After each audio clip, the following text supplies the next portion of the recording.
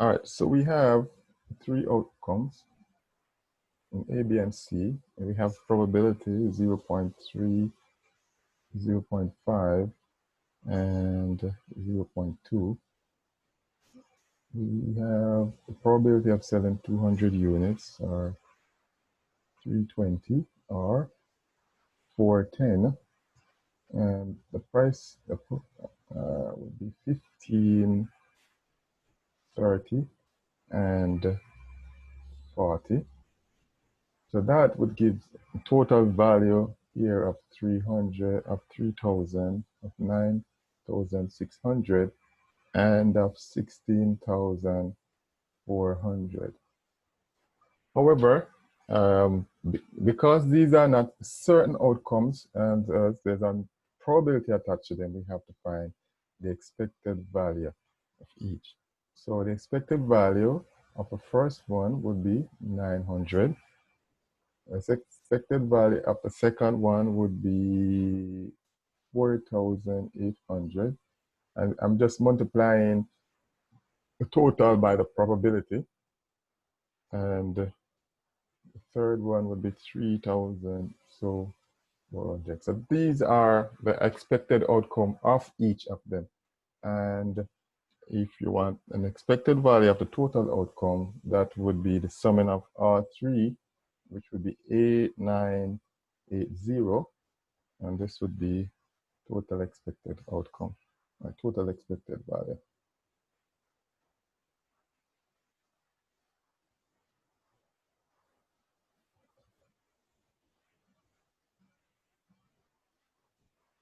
Okay? Are you guys with me? Yeah. Okay. So that's for question one.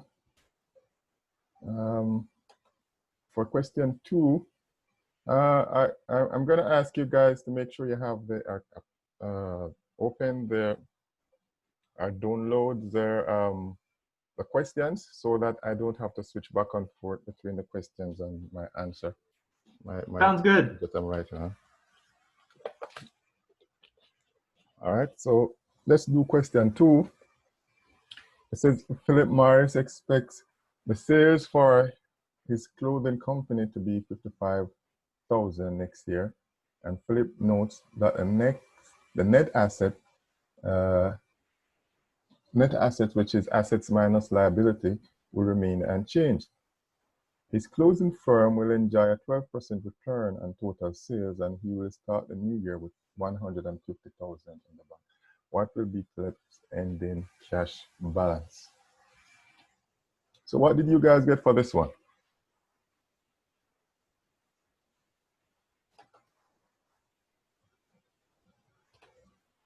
No answer? Zero? 216,000. 216,000. Okay, yeah. That sounds right.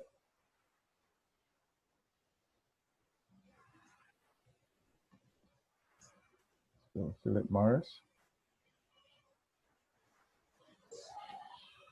It's Morris, right? Yeah. Okay, so we have a beginning cash balance.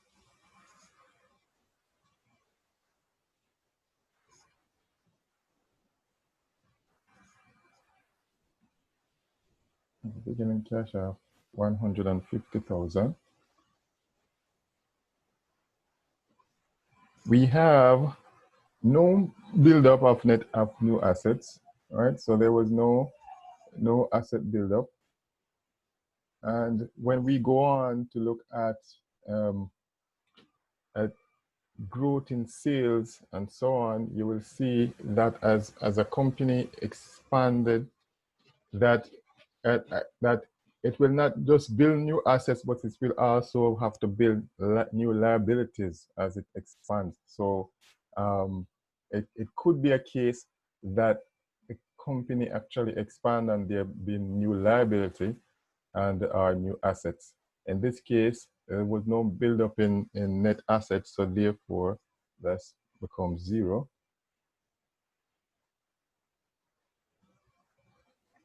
And therefore, we know that profit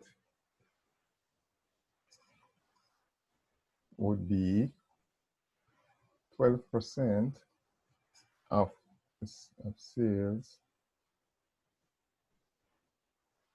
and that amount to 66,000. So based on that, we have an ending cash of 260. So the entire portion of the profit was transferred directly to cash, but it could be that if there was a buildup in other assets and liabilities, that entire amount would not have been transferred directly to cash. So that's the idea there, that there could be buildup in liabilities and buildup in other form of assets if when the company grows. In this case, that was not the case. So the entire amount was transferred to cash. All right, let's move on to question number 3, if there's no question with regards to that.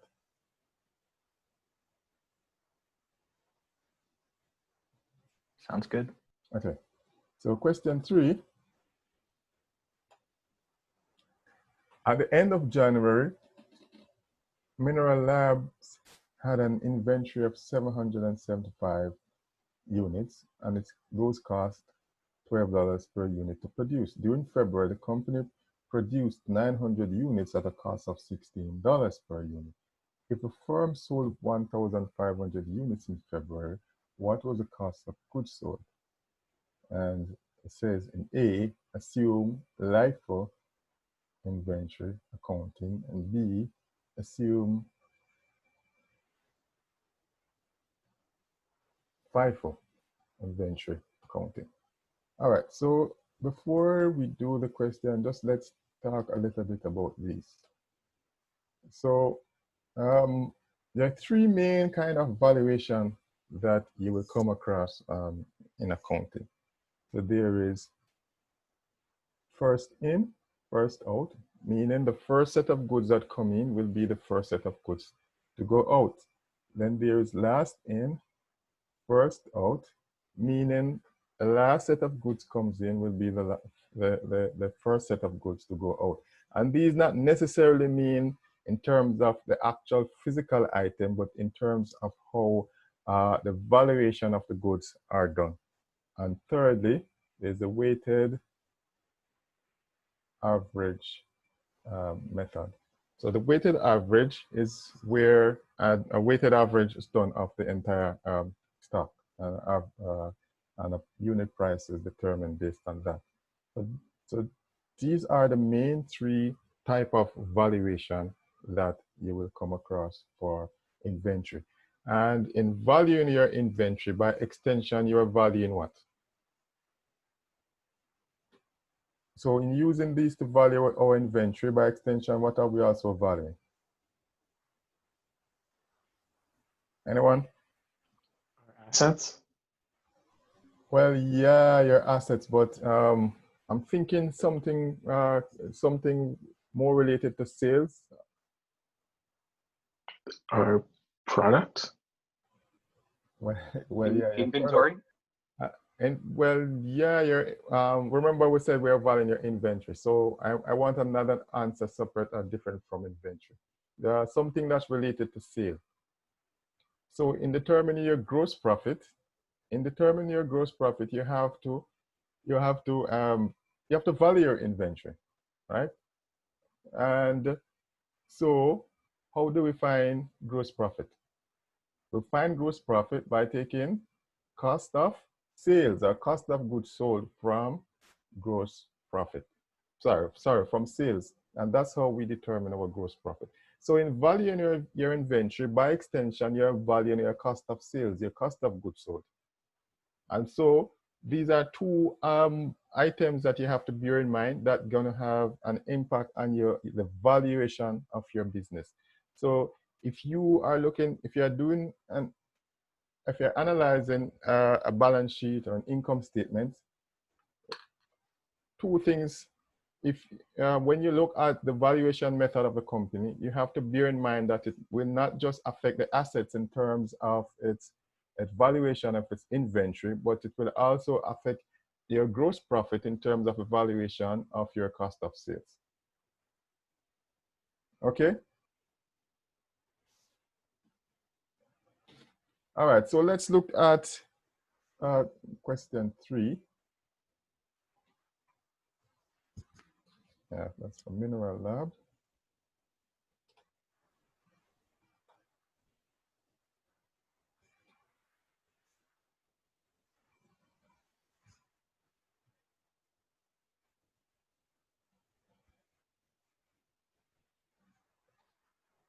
And first, let's use LIFO. That's last in, first out. And if we start here with our cost of sales,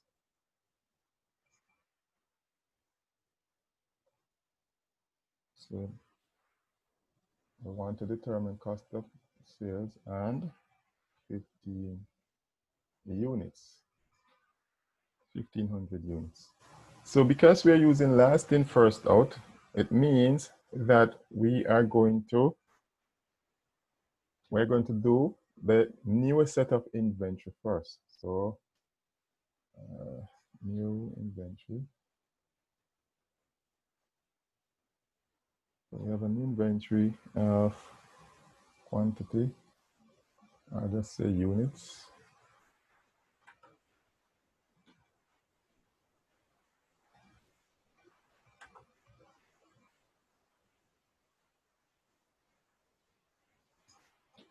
The units is 900, right? And we have cost per unit of 16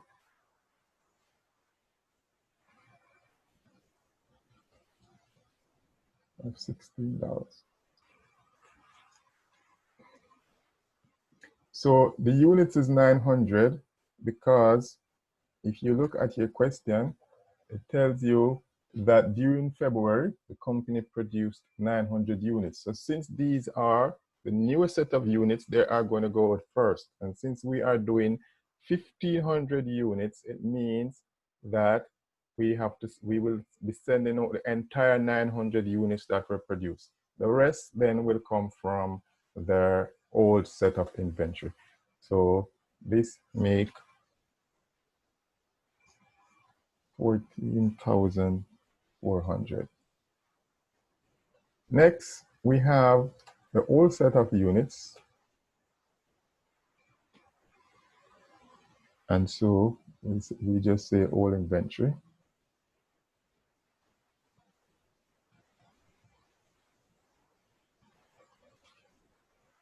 And again, we have units. And in this case, how many units do we need?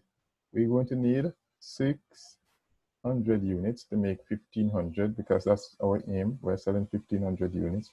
The cost per unit of these would be $12. And so here we now have 7,200.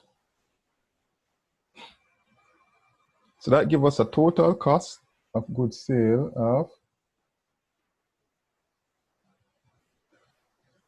of goods sold of 21,600. So this is us using last in, first out method. So now let's go to using first in, first out.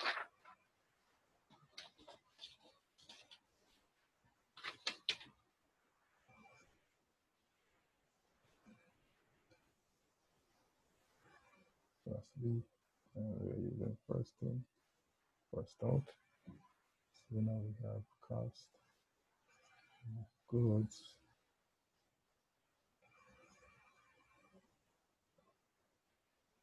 Cost of goods sold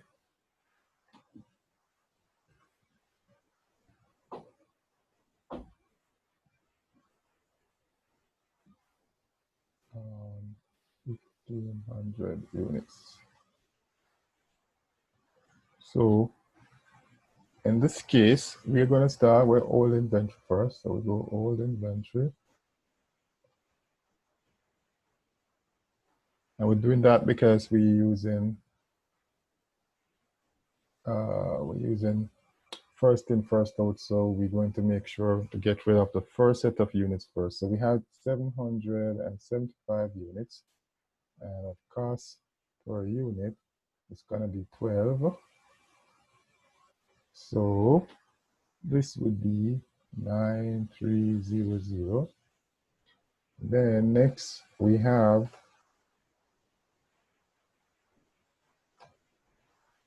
new set of units.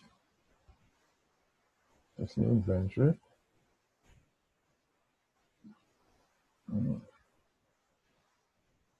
And so we have the difference, which I think is 725.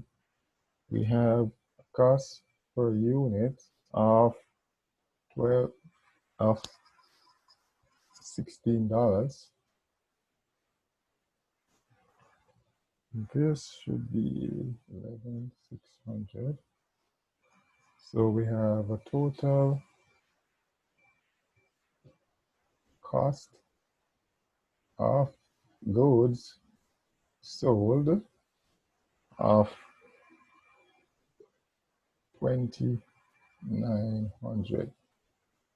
So as you can see, there's a difference depending on the valuation that you use in terms of how when goods are valued. If it is a case of a high inflation period, so the difference between the two can even be a lot greater, right? Or if we are coming off a high inflation period into a much lower inflation period, then you could also see the effect in the other direction.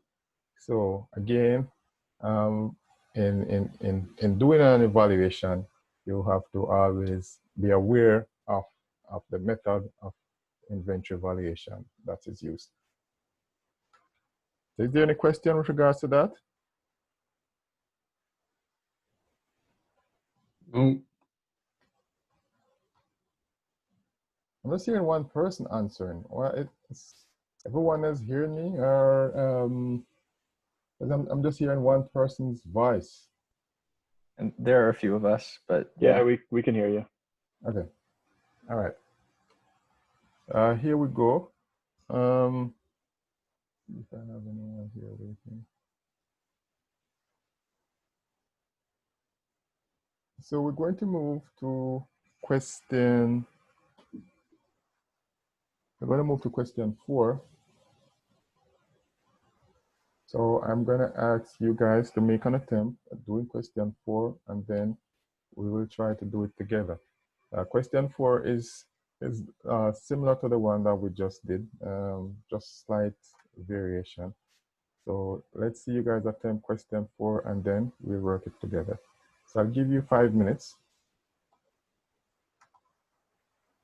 Let's check my system here in the meantime. Are you able to scroll up just a little bit on that document there? You want me to go up like that? Yeah, perfect. Thank you.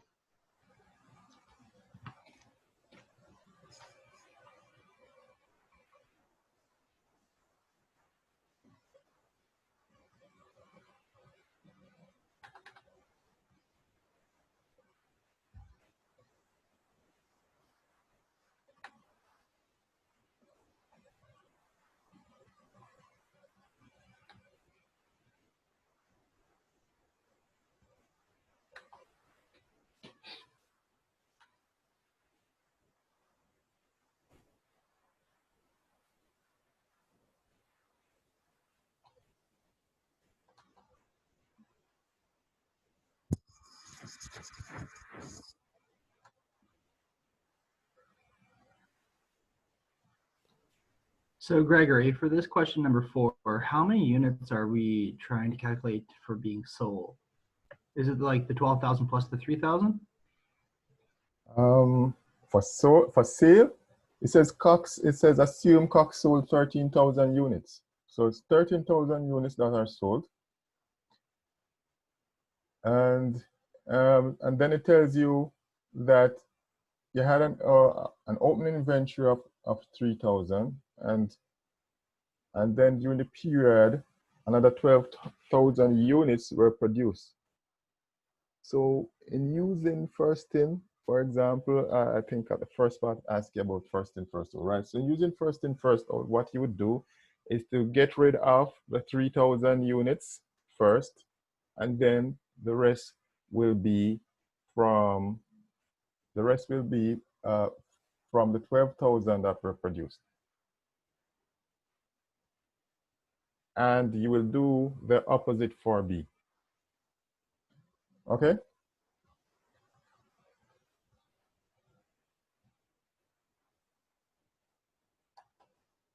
Are you hear me? Was that okay? Or you Yep. didn't answer your question? Okay.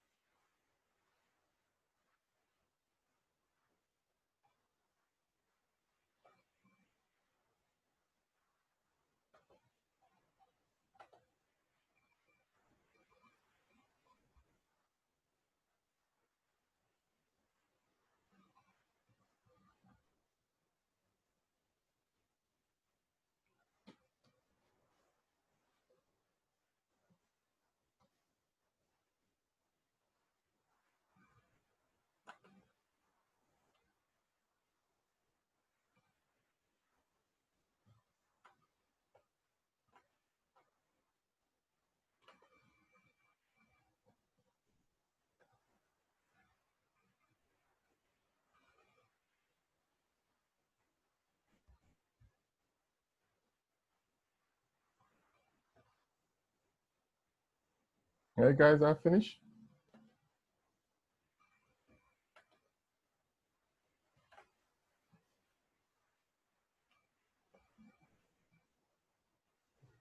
Almost, I think. Okay. I'll give you another minute.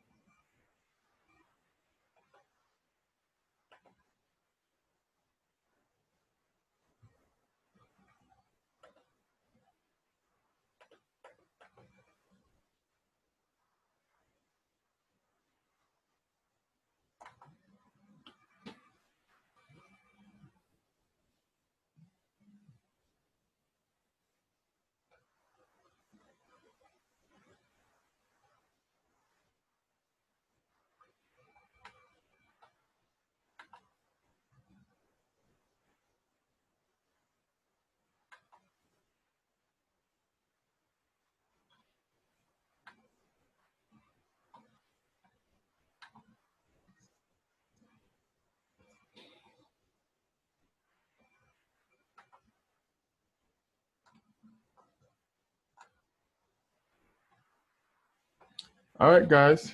I hope you're. Let's do the question together.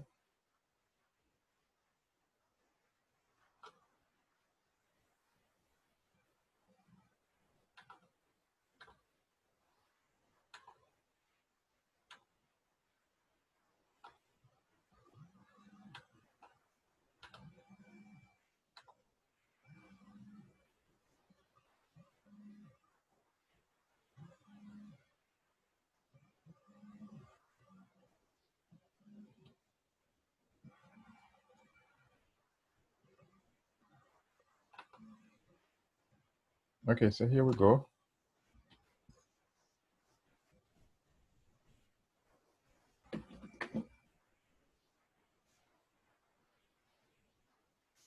Cox Corporation.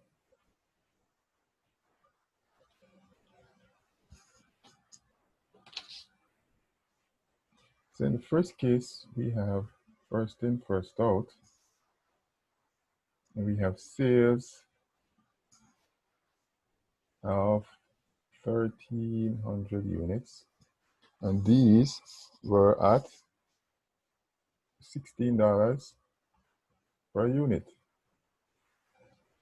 So it therefore means that our sales is going to be 208,000. So now we need to determine our cost of sales.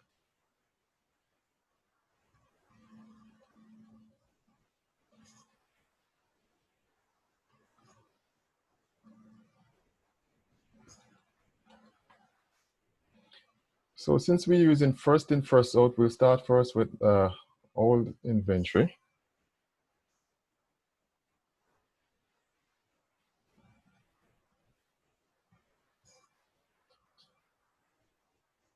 And we have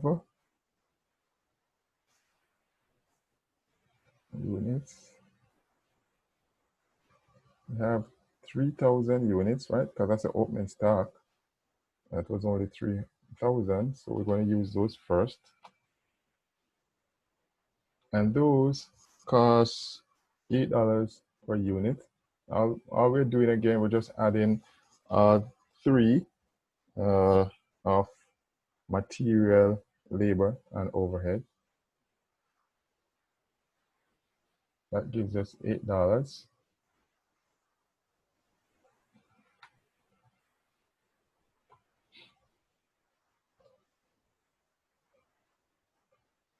So our total here would be 24. Then we have a new inventory.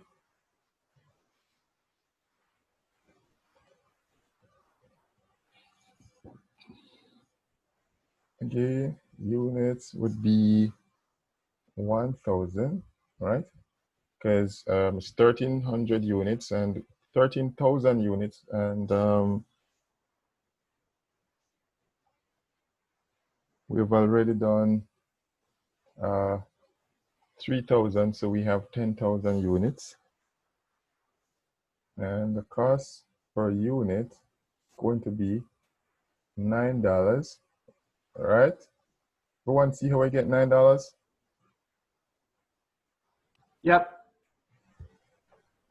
All right, so for anyone who not following the question, tell you that that your where is it here now? So I can read it directly. It says these units had a material cost of $3 per unit. So my material cost changed from $2 per unit to $3 per unit, and so that's how I have 9. So that gives me 90,000.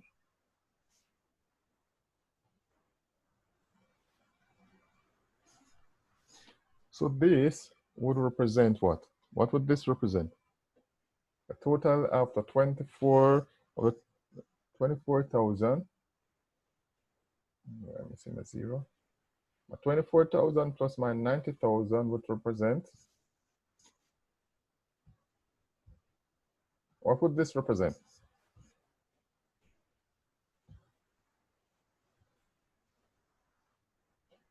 What would my 24,000 plus my 90,000, 114,000, what would this called? What would this be called? Based on what we've Profit. so far. Huh? Profit? Is that what we're, yeah. It's the cost of production. Cost, not really the cost of production, but the cost of Goods sold. goods sold. Thank you.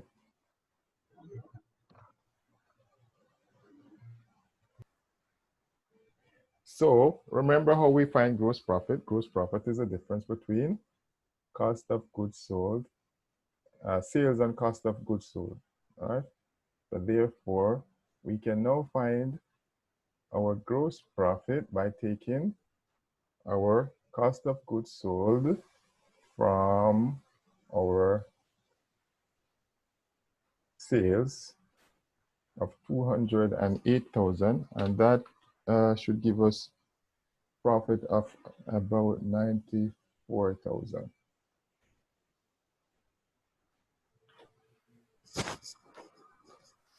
So that's for the first part. And question also says that we should, what is the value of the ending inventory? So how do we find the value of the ending inventory? So there are two ways. You can find overall the total value, and then after finding the total value, you can then find, you can just take away to find the value of the of the closing inventory, or you can just find really the number of units that would be in the closing inventory, and you could then base that by the cost per unit for the closing inventory. In our case, because we are using first in, first out, we know that the cost for the closing inventory is going to be, the number of units will be 2,000 units, because we have 3,000 plus 12,000 produced, so that's 15,000, and 13,000 were sold. So we know it will be 2,000 times 900. So that would be a quick way of doing it. But let's go the long way of working it out. So to find ending inventory,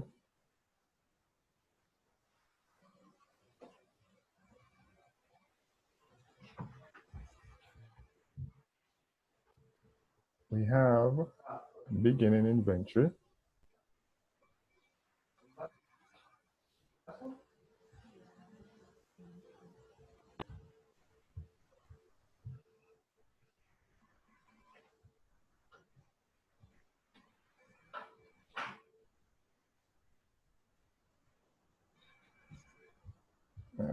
At $8.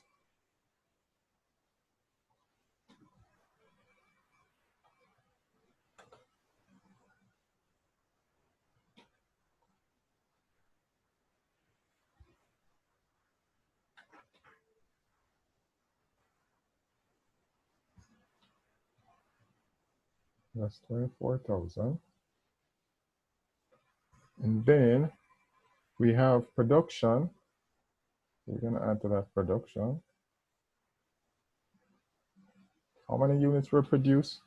12,000 units at $9. So we have 12,000 produced at 9. So that would be 108,000. So total of goods available for sale. No. Not yet. I have to call him. Total of goods available for sale would be 132,000. And we know what the cost of goods sold is. So if we say we're going to less cost of goods sold, we know that from previous part of the question that it was 100 and 14,000. So this will therefore give us 18,000. So of course, we could have gone ahead, since we know that the ending inventory would be valued at $9 per unit. We could have gone ahead, and we know it was 2,000, and do 2,000 multiplied by 9, and that would have given us our 18,000.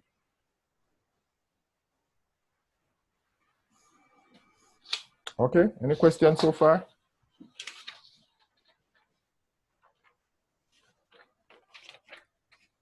Any questions so far? All good. All right, in that case, let's see you guys do the second half, if you have not yet done so. That's B.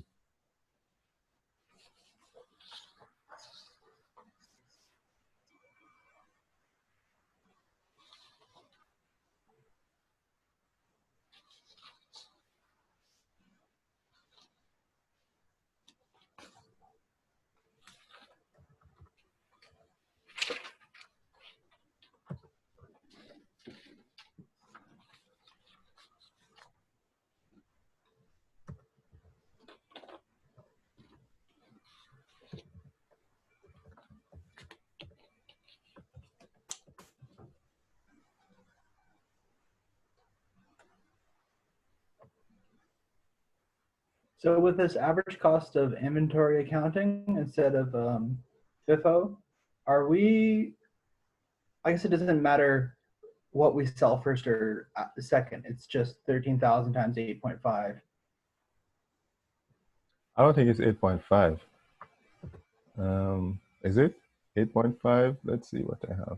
No, it's not 8.5. But yeah, it would be, there's no need to do any first sell or second. It's just putting them together and finding the weighted average cost per unit, or the weighted average cost. So what's the average cost of the goods then? How do you calculate that? What did you get? It's not 8.5. 8.5. How many units do you have? Now, 3,000 or 12,000. You have 12 times 9 plus a grand times 8, and then divide that by 13 to find the average. Okay, so why are you divided by 13? Or not, divide by 13,000. Now, why are you divided by 13,000? That's what I'm asking. Because that would give us the average cost of production for 13,000 goods. But you didn't produce 13,000 units. No, but the question says 13 is what's sold. Ah, yeah. Well, 13 is not what produced, right?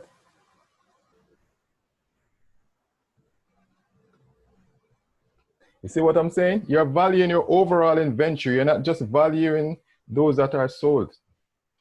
So because So it's overall inventory, you will have to divide by 15,000 rather than 13,000.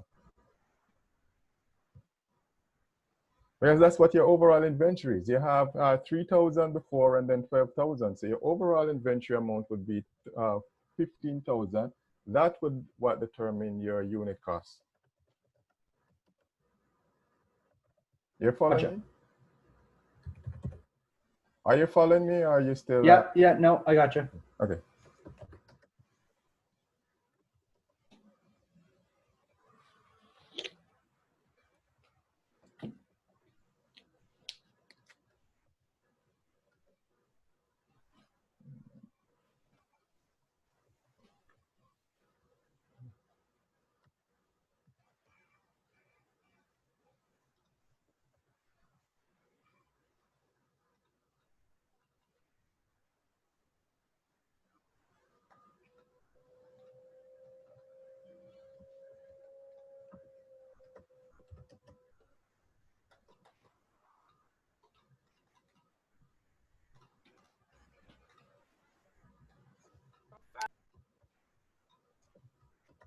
Someone saying something? I didn't hear you.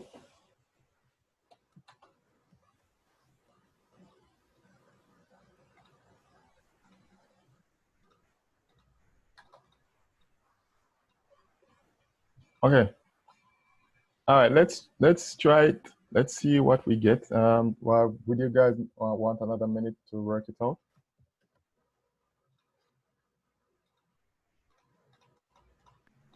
I think we're okay to keep moving forward. All right, let's go ahead then. Let's try, let's see. So that's B. We have the sales would remain the same, right? The sales would remain at 13,000 because that's the number we sold. And that would be at 16.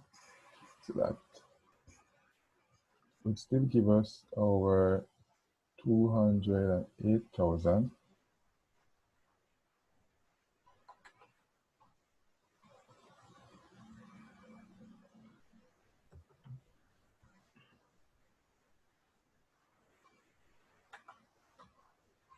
And then we now going to find our cost of goods sold. So our cost of goods sold would be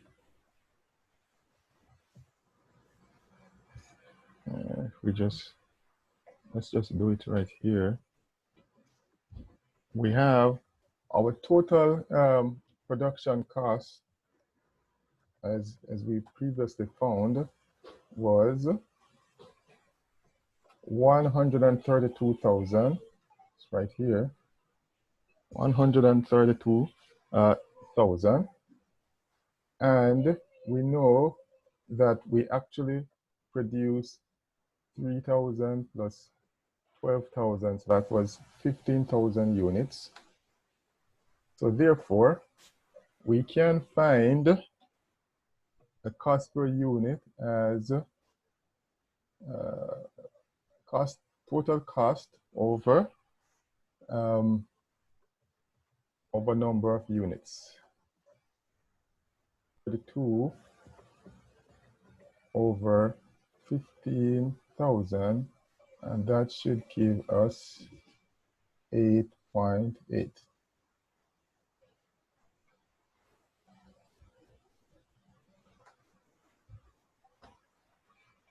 So our cost of goods sold based on that would be 13,000 units, because that's the number of units that were sold, times the $8.80.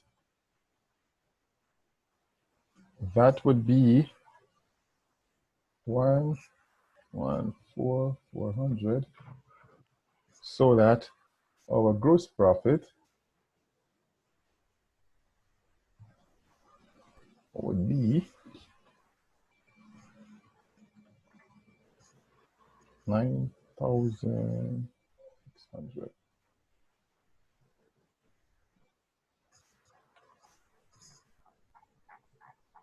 Again, the value of our inventory of our closing inventory would be pretty similar. So ending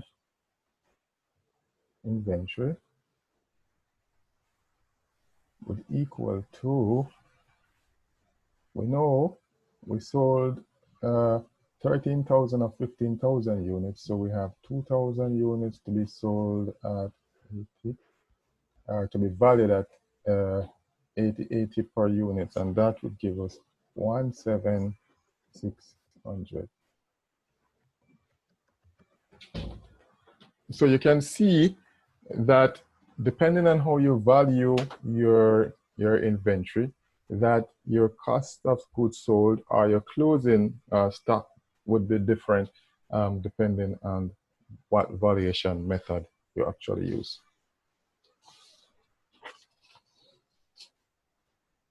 Okay, so let's continue by moving on to question 5, unless someone has a question for me.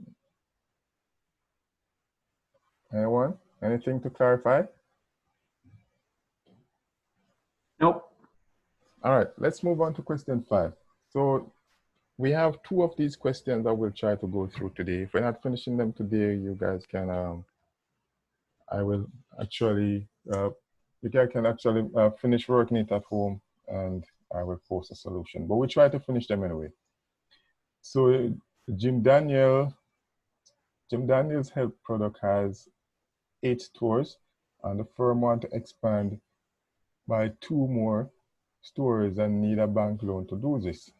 So he's going to approach his banker. So Mr. Hewitt, the banker, will finance construction of the firm if the firm can present an acceptable 3-month financial plan for January through March, from January through March. And it says following our actual and forecast sales. So we're given actual sales for November and December, and then we have forecast sales for January, February, March, and even April. So it's up to firms 40% are for cash and the remaining 60% are for credit. So the firm, when it sells, it will immediately receive cash for 40%, and then the 60% will be on credit that it will receive some other time in the future. And it says of the credit sales, 30% are paid in the month after sale and 70% are paid in the second month after the sale.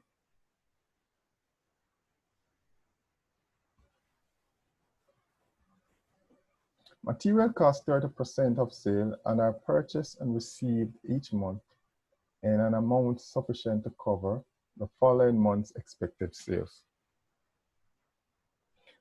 So material are paid for in the month after the month after they are received. So labor expense is 40% of sale and is paid for in the month of sale. Selling and admin expense 5% of sale and is also paid for in the month of sale. So we can identify those things that will be paid for in the month of sales. We know that there will be some cash movements for those during that period. It says overhead is 28% in cash per month. Amortization expense 10,000 per month. Taxes 8,000 will be paid in January, and dividends of 2,000 will be paid in March. So cash at the beginning of January is 80,000 minimum, 80,000, and the minimum desired balance is 75. So remember, in doing a cash budget, we are only concerned with cash movements. So if an item doesn't involve the movements of cash, we will ignore it. So it says, for January, February, and March, prepare a schedule of monthly cash receipts, monthly cash payment, and a complete monthly cash budget with borrowings and repayments.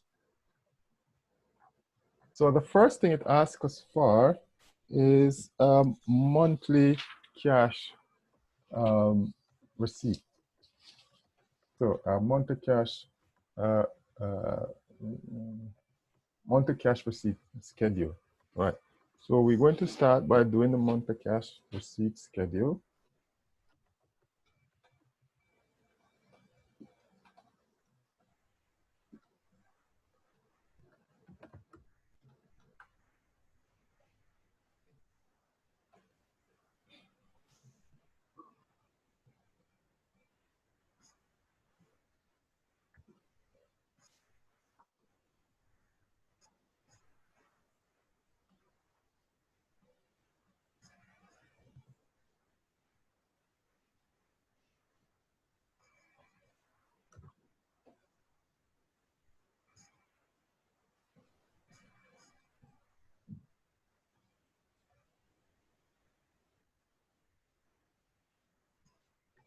Yeah, that's an E. Okay. So the 3 months that we're interested in is January, February, March, but given that there's some information here that may be related to November and December, we're going to list them here as well. So we're going to have November, December, January, and February. Let's write February over here, and March.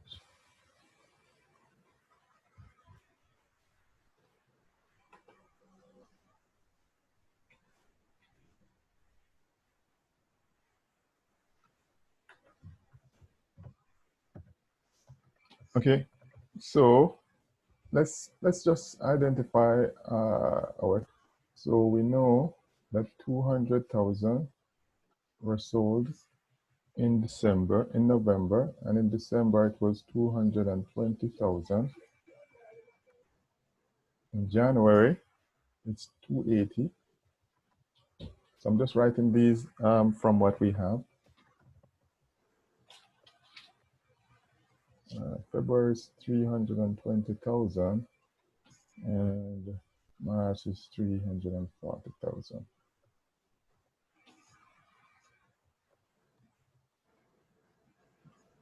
Okay, so we also know that that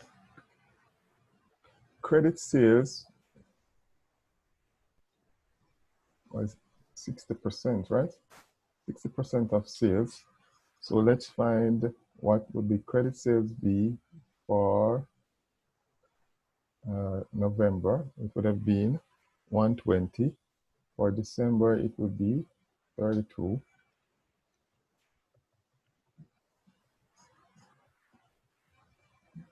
For January, it would be 168. For February, it would be 192. So I'm just taking 60% of sales because that's what's going to be our credit sales. All right, so now that we have identified sales and we've identified our credit sales, let's go now into finding or determining our cash receipt for each month.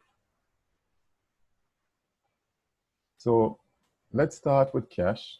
So I'm just going to put a line here so we can separate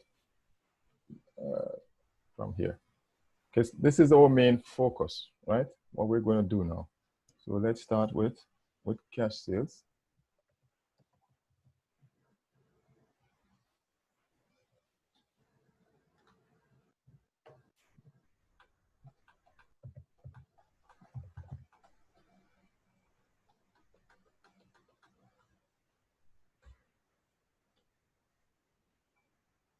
So in January, cash sales we know is 40% of sales, right?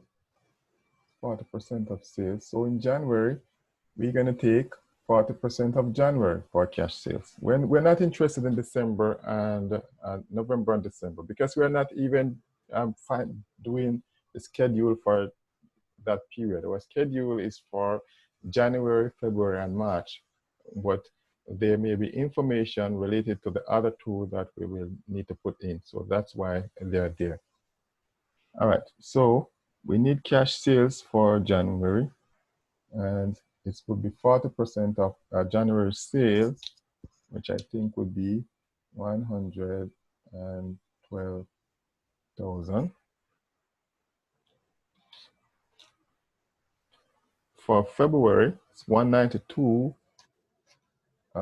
It's 40% of February, and that would be 128,000. And for March, it's 136.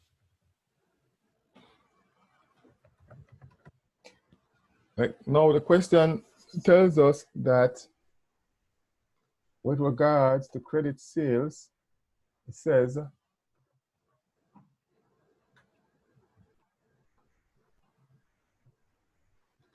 of the credit sales, 30% are paid in the month after sale and 70% are paid in the second month.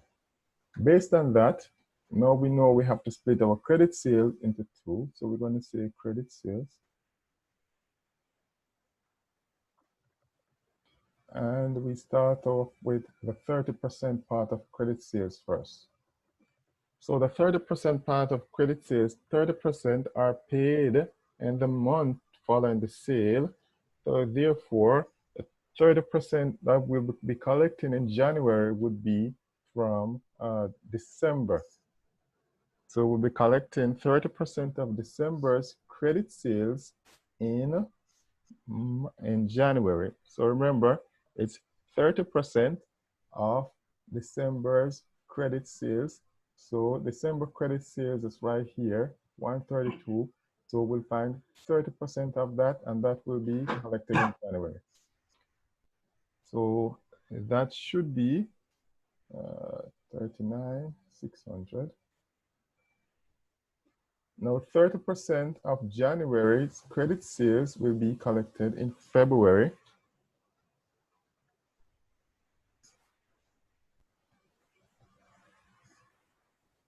And 30% of February's credit sales will be collected in March.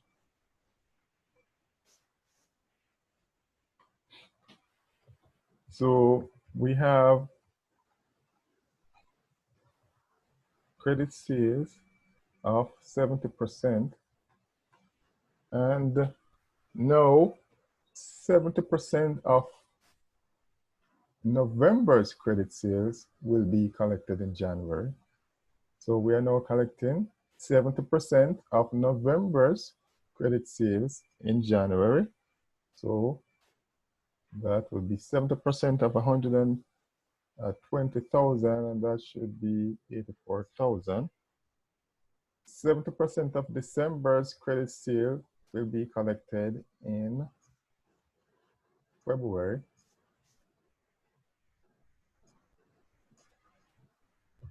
And 70% of January's credit sales will be collected in March.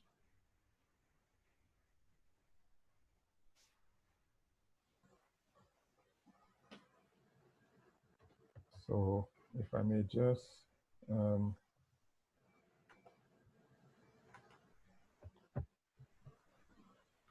hit this.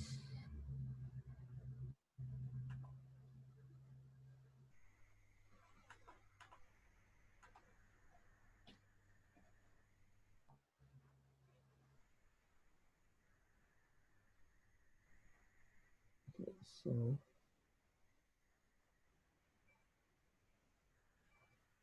this one here represent this one right here, and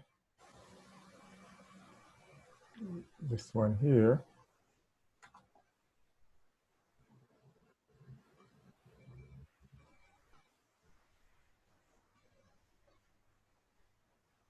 will be this one right here.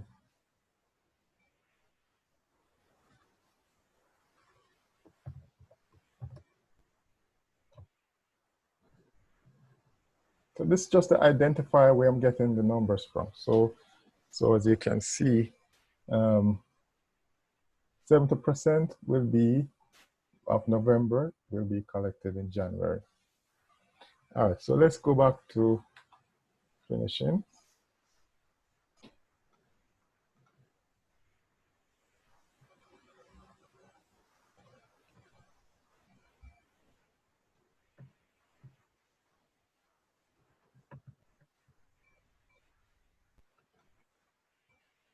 So we now are going to sum these three. So we have 235,600. Next month we have 270,800. And then we have 311. I think I'm having problems again. Screen sharing has stopped. Our share window is closed. Oh man.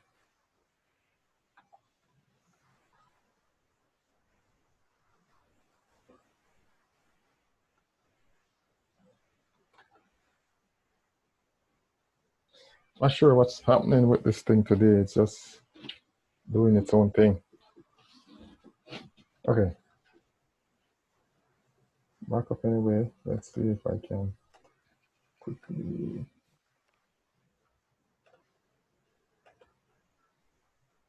Do not open that.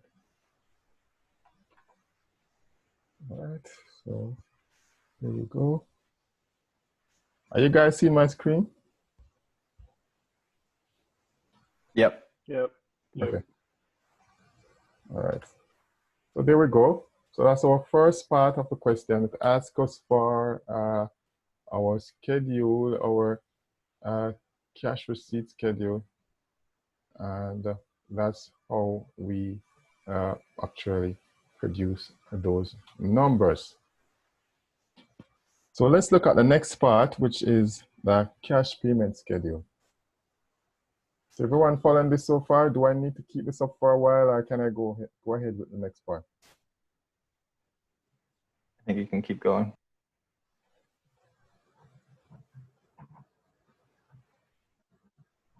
If you're not following, please speak up.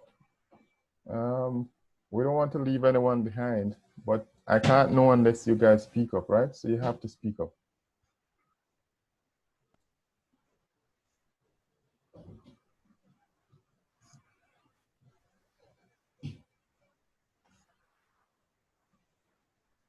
So we're doing the next part, which would be the cash payment schedule.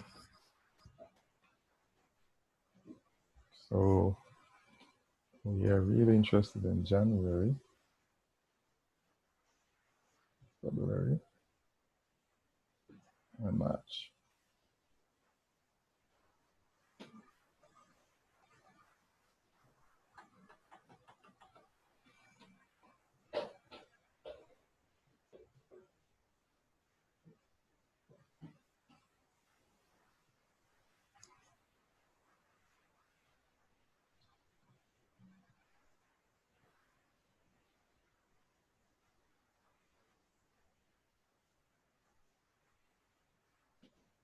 Okay, so let's quickly.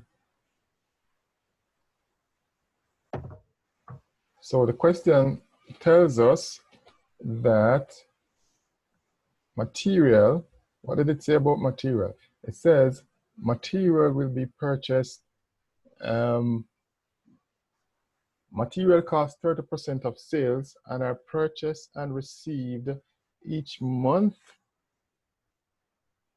It says it's purchased and received each month. Where's that? Material costs 30% of sales and are purchased and received each month in an amount sufficient to cover the following month's sales. So in other words, in December, we will purchase 30% to cover January. So therefore, to determine how much will be purchased in December, we will look at January. So if you look at January, we will find 30% of January's sale. And January's sale was forecast to be 280,000. So from that, we'll find 30%. And that 30% will be, which will be what will be purchased in December. Now, even though this is being purchased in December, the question went on to say that this will be paid for the following month. So since it will be purchased in December and it will be paid for in the following month, it therefore means that we're actually going to pay for it in January. So purchases, and that's material. I will present material, which will be 30% of sales. 30% of sales, and that will be paid for in January. So it makes the question even more simpler because now we know that we're actually going to pay for the cash movements will actually take place in the actual month of that sale. So for the 30% will be 30% of February's sale that will be paid for in February. So we can write that down. And similarly, it's 30% of March that will be paid for in March. Okay?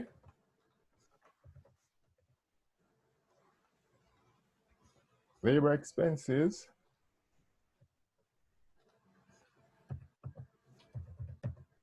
tells us that for labor, Labor is 40% of sales and is paid for in the month of sales. So it's 40% of sales and is paid for in the month of sales, then it will be 40% of, so let's write that here, 40% of sales. So it's 40% of January sale again, represent 112,000. 40% of February sale, and 40% of March's sale. So next, what do we have? We have overheads, right?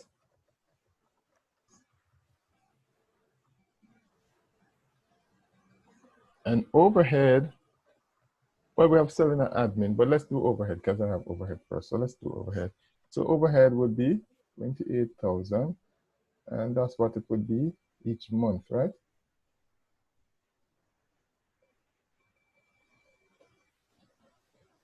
What next do we have?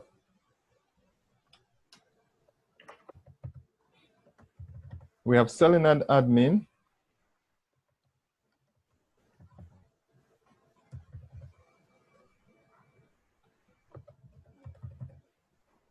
And what did we say selling and admin would be? The selling and admin expense is 5% of sales and is also paid for in the month of sale. So therefore, it's 5% of sale, and that would be 5% of January would be paid for, and it would be paid for in January. So 5% of January would be around 4,000, February 16,000, and March 17,000. Next, we have taxes.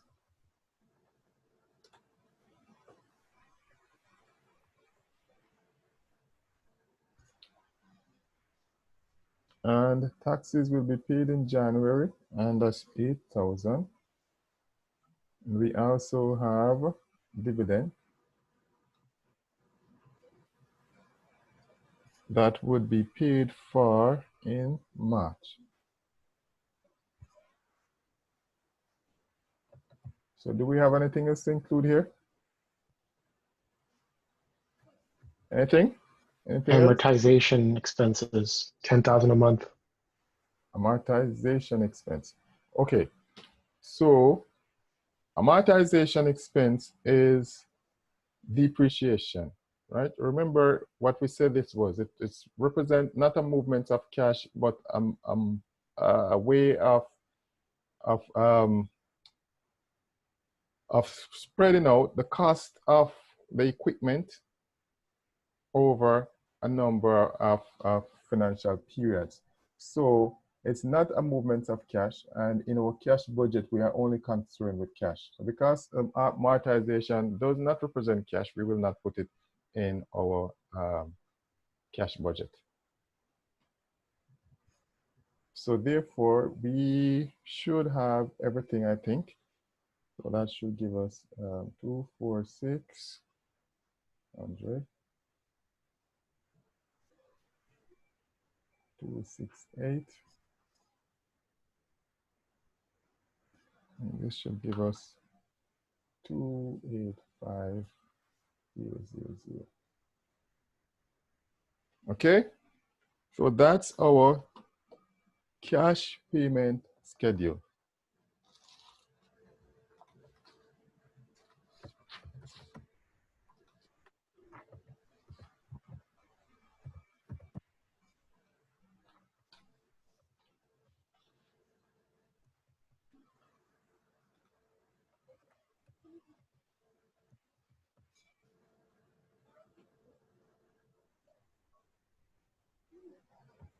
Any question? Anything that you would like me to further explain or go back over because it wasn't clear? All good for now. Okay.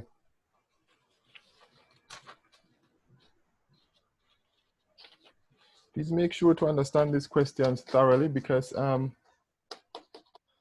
usually I set questions that are very similar to the ones that I do on my exams. So it's important that you always understand the questions that we do in class, because those may come back to haunt you if you didn't make sure to understand it well.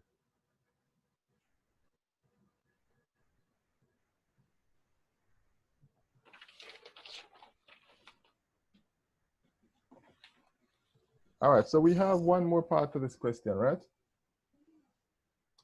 Because the question says we should find, okay, so we did, it says prepare for the month of January, February, and March, prepare a schedule for monthly cash payments, monthly cash, so monthly cash receipts, monthly cash payments, and a complete monthly cash budget with borrowings and repayments.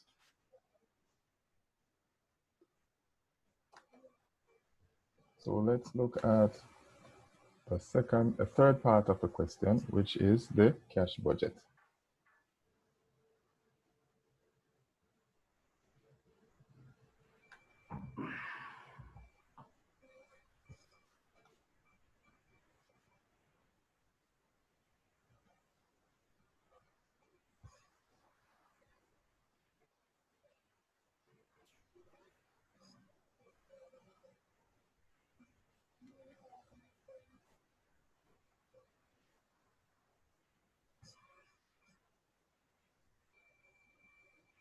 Okay, January, February, and March.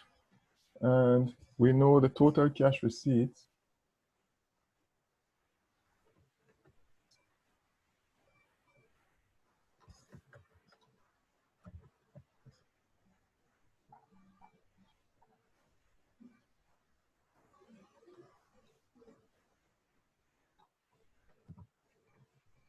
There are total cash payments, total cash receipts.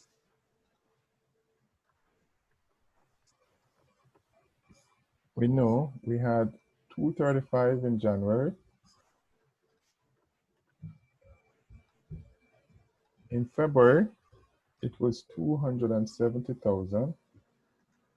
And in March, it was 311,200. And we know that total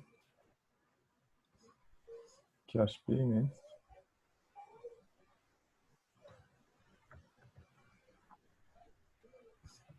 was 246. So these are what we have found before, right? So we're just putting them back here.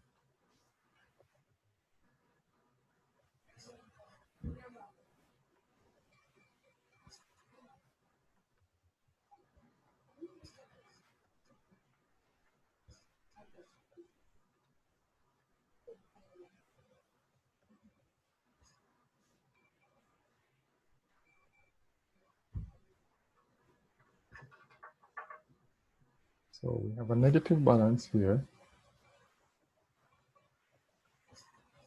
Here we have 2,800, and here we have 26,200.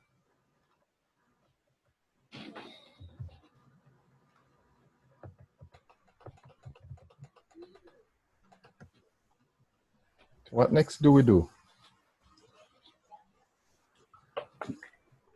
So we have a beginning cash balance, right, of 8,000 at the beginning of the January.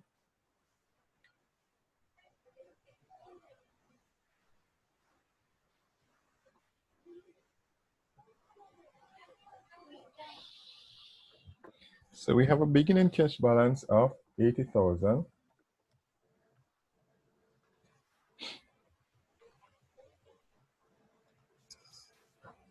So if you look at the cumulative amount,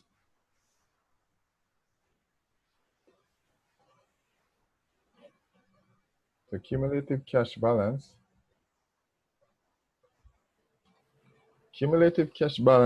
would be what? It would be 69,600. The difference between our cash flow there of negative cash flow of 10,600 and our 80,000. that should be 69 for 69,600. Isn't it 10,400? Yeah. Oh. Yeah. That's not.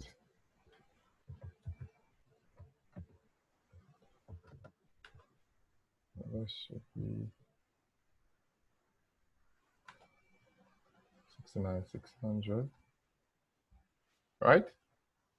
Right. Okay. All right. So what next do we have? So remember that we are supposed to maintain a minimum cash balance of 75,000. So our minimum cash balance would be 75,000. So anything, if we fall below 75,000, we are going to need a loan.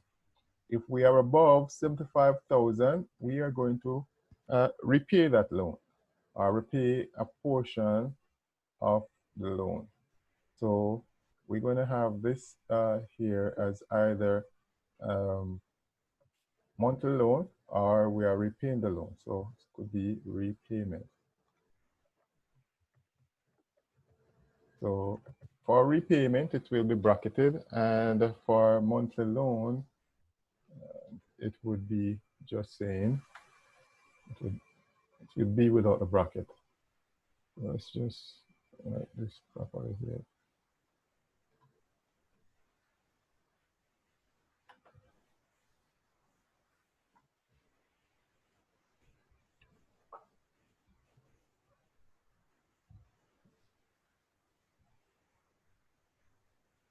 So because we can have more than 1 month that we're borrowing, so there may be some accumulation of the loan. So we look at cumulative loan balance.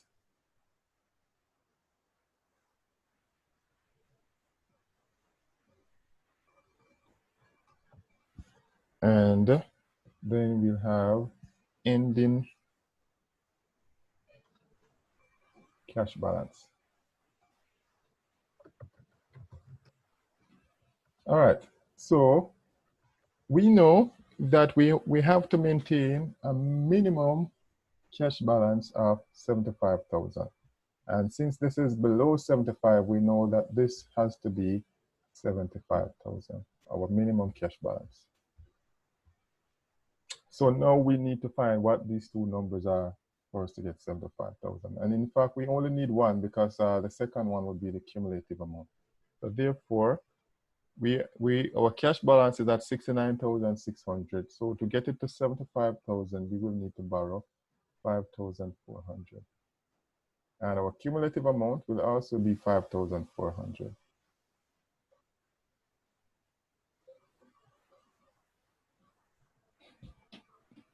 So our opening balance in February will be 75,000. Since that's what we closed in February, in January, we open with that in February. Our cumulative amount will now be 77,800.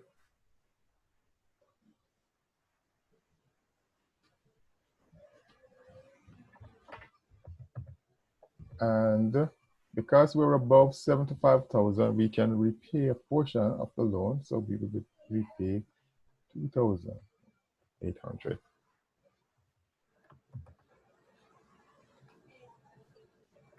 So our loan balance is now reduced to 2,600. And we still have 75,000 as cash.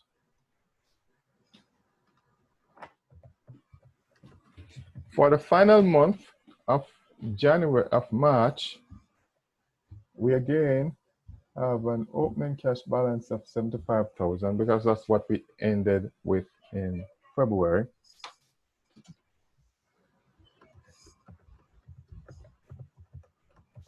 And our cumulative amount now will be 26,200 plus 75,000, and that should be 101,200.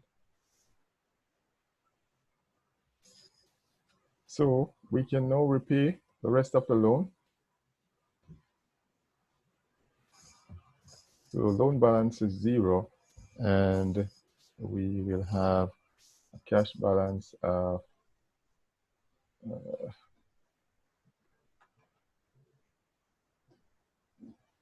800. 98,600, right? Yep. There you go.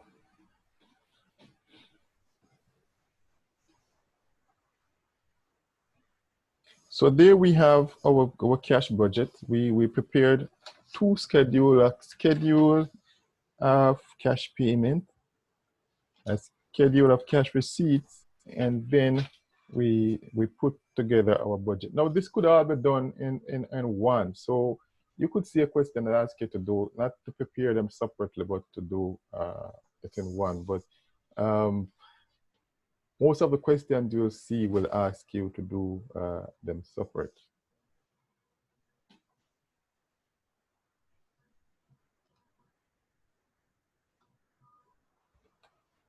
Okay, so are there any questions with regards to this?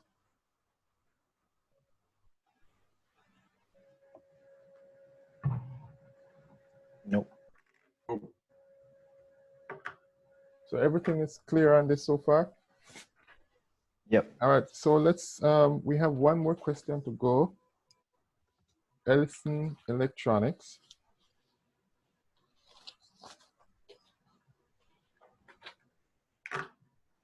Which I want you guys to try for me.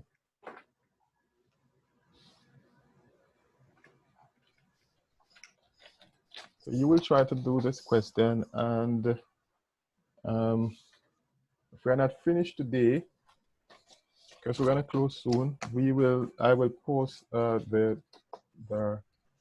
solutions. I will also post the solutions to the questions that we have just done, so that persons who are having difficulty reading my handwriting will be able to see those.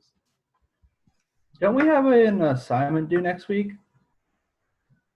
I don't think so. I didn't give you guys an assignment as yet, so it would not due if you haven't received one. The questions that were given were for practicing. Is that what you're referring to? No, the schedule says we have an No, assignment due I next. thought there was an assignment. It says next week.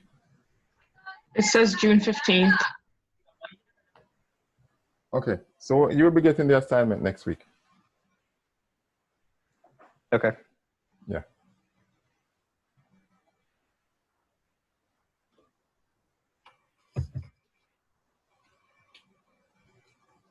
All right, so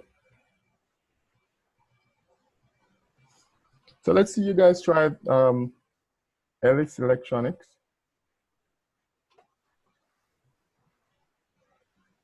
Ellis Electronics company actual sales. So we're given actual sales here for April and May are shown, along with forecasted sales and purchases for January through September.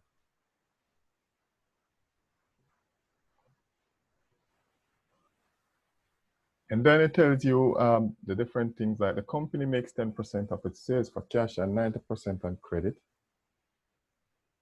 And of the credit sales, 20% are collected in January. What am I saying? Are collected in the month after the sale, and 80% are collected 2 months after. So Ellis pays for 40% of its purchases in the month after purchase, and 60% 2 months after. So in terms of the payments, this is a little bit different from the one we just did. Then we have labor expense equal to 10% of current month sales, overhead expense equal 12,000 per month, and interest payment of 30,000 are due in June and September.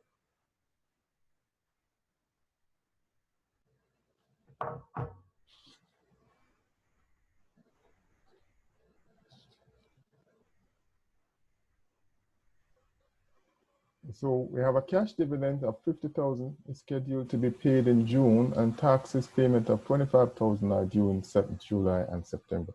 So there is a scheduled capital outlay of 300,000 in September. So it tells you Ellis Electronics cash ending cash balance in May is 20,000, and the minimum desired cash balance is 15,000. So prepare a schedule of monthly cash payments,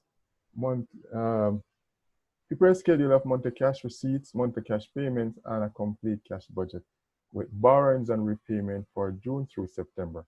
The maximum desired cash is 50,000, and excess above 50,000 is used to buy marketable securities. Marketable securities are sold before borrowing funds in case of cash shortfall. So the company, in this case, it has a maximum cash balance of 50,000. So anything above 50,000 will be put into marketable security. And anything below 15,000, the company will sell those marketable securities, or it will borrow. So it basically has a minimum of 15,000 cash that it's want to maintain, or a maximum of 50,000. So anything above 50, it will invest, and anything below 15, it will either sell its investment or it will borrow. All right, so let's see you guys try at least attempt the first part of it.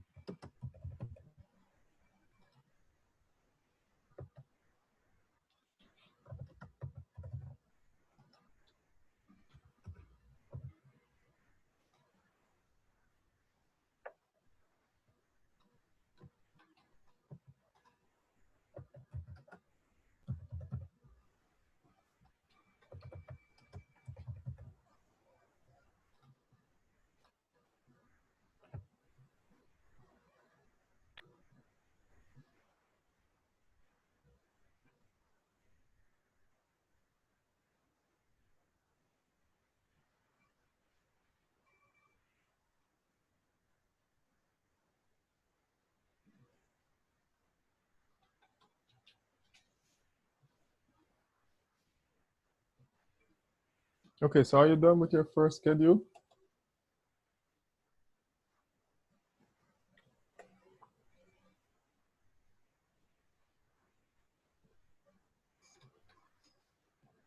Are you done with the cash receipt schedule? So what's the order you would do things in? You do like sales, purchases, cash sales 10%, then calculate the 90%, or I'm not sure I'm following your question. You said what order you do what in? You do the schedules in? the rows in the schedule. Oh, the roles in the schedule. There's no real order in doing as long as you get everything in there. There's no hard and fast on what the ordering is. For me, I start with the 90% credit, and then I go to and the reason why I do that is because I list my sales first. Of course, you don't have to either. I list my sales first, then I go to 90% credit, so I can find the 90% from the sales. Then I have my cash payment, then my 20% and my 80%. So the first two lines of mine would be not part of what I'm summing, but just to give me the information that I need. So you can do it whatever way that so you're comfortable.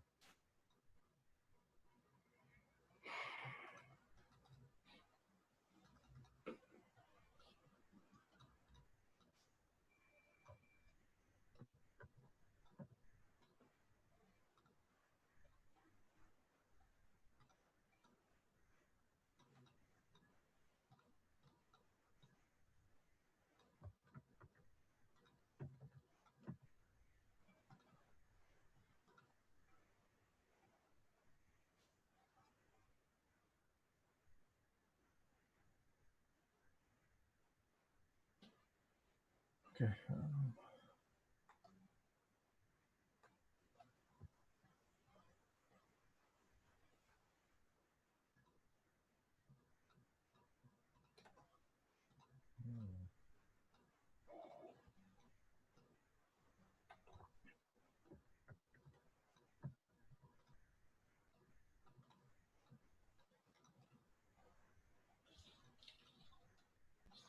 All right, so let's do the first part by looking at the first schedule. So I'm gonna start with April and May.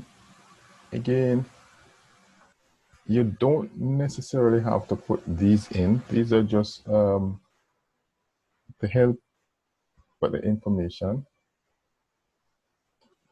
but they are not necessary for preparing your schedule.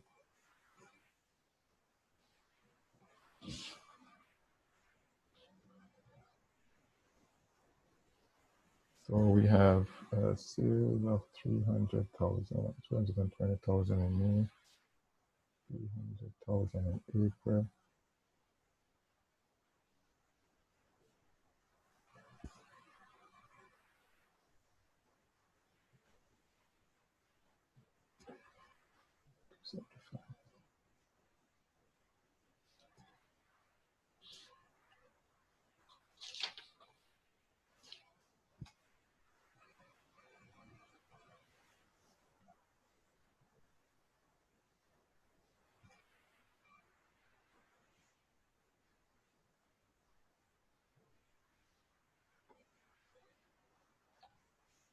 All right, so I just want to know what my credit sales is gonna be. So I put 90% of my credit sales, and then I just write this down.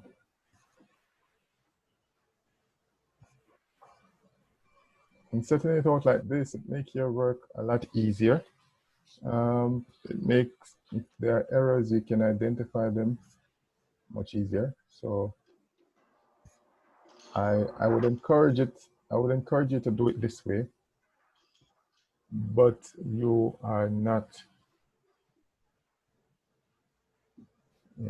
forced to do it this way. 275. I think this number here as well. My June. June. 25.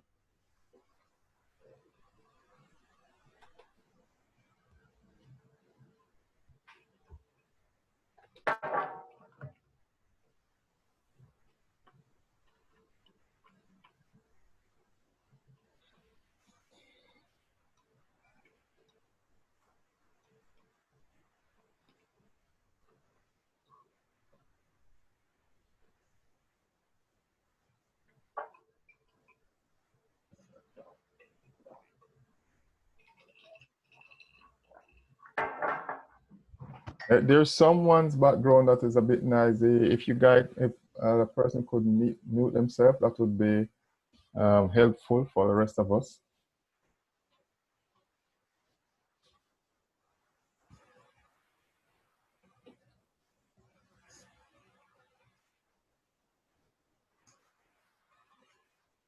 So we have cash sales of 10%, right?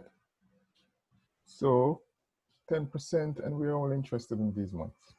Then 10% of June's cash sale would be 27,500, 27,500, 29,000, and 33,000. And for collection, first we're going to collect from our credit sales, we're going to collect at 20% first. So, and then we're going to have 80%.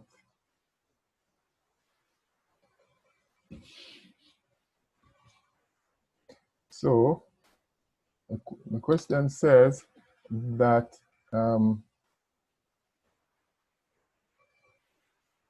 the credit sales 20% are collected in a month after sale and 80% are collected 2 months after sale. So therefore, we'll be collecting 20% of May's credit sales in June.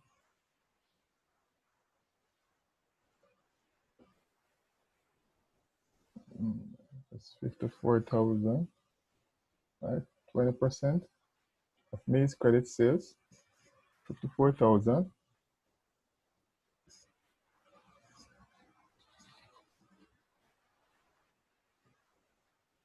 And 20% of June credit sales will be collected. That should be 49,500. And here, 49,500. And over here will be 52,200. Now we're going to collect 80% of the 2 months ago. So 80% of April's credit sales will be collected in June. So that's 230, 400, 216, 198, and 198. So remember again, this represents credit sales from 2 months ago. So April, 20% of April's credit sales, 80% of April credit sales is collected in June. 80% of May's credit sales is collected in July. 80% of June's credit sales collected in August, and 80% of July's credit sales collected in September.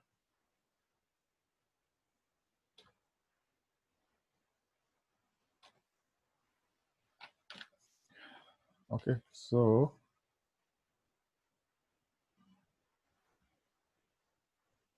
total would be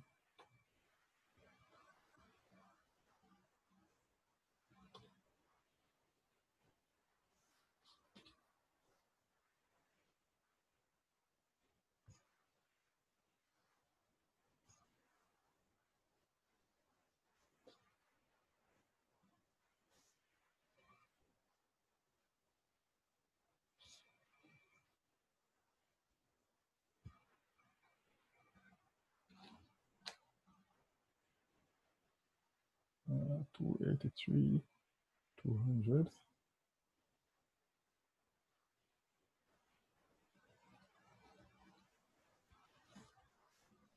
All right, guys, any question? No. All right, so I'm gonna leave you to finish this question, and I will post the solution to it along with solutions of the other questions, but I'm gonna give you some time to finish it so you can try to do it without looking at the solution. And then I'll post the solutions to the questions we did today, and for you to go over and make sure that you have done this one correctly. Next week, you will get your assignment, and we will continue doing financial forecasting next week. So unless you guys have any question for me, I think that's it for today. Sounds. Yeah, thank you. Thank you. All right, guys, have a good afternoon. Thank you.